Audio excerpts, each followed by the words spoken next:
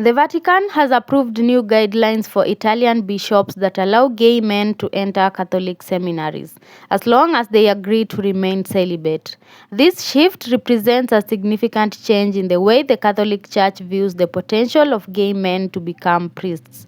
While the Vatican had not outright banned gay men from the priesthood, a 2016 directive had specifically stated that seminaries could not admit men with deep-seated homosexual tendencies.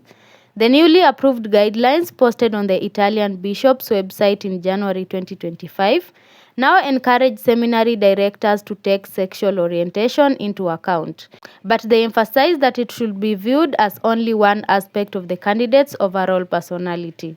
The guidelines stress the importance of understanding a seminarian's sexual orientation in the broader context of their development, instead of focusing on it alone. This reflects a more comprehensive approach to evaluating priestly candidates, where a variety of factors, including emotional maturity, spiritual life, and overall character, are taken into account. The Italian Bishops' Conference approved these new rules in November 2024, and they are set to be trialed for 3 years. This move comes under the leadership of Pope Francis, who has been seen as more inclusive toward LGBTQ plus community compared to his predecessors. Who has been seen to be more inclusive toward LGBTQ people compared to his predecessors.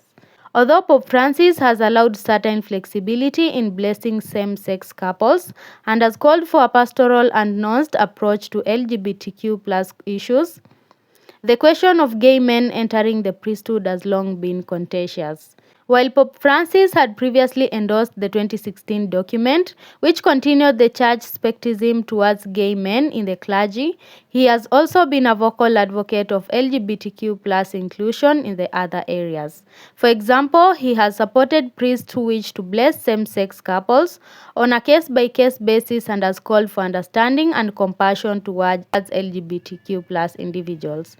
However, despite these progressive attitudes, the topic of gay men in seminaries remained a taboo subject within the church, and some gay priests have expressed fear about being open about their sexuality.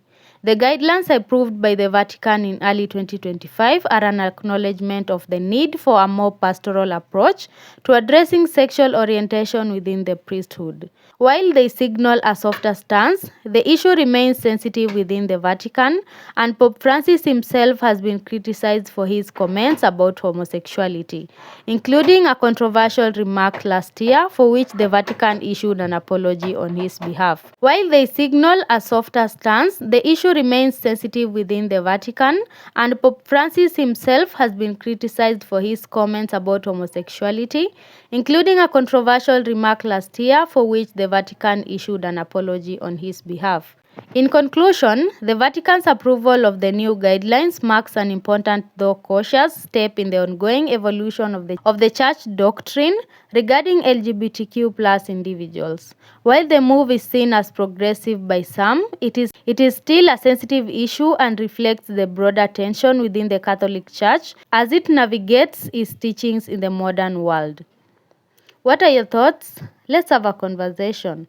Thank you for watching. Like and subscribe. See you in the next one.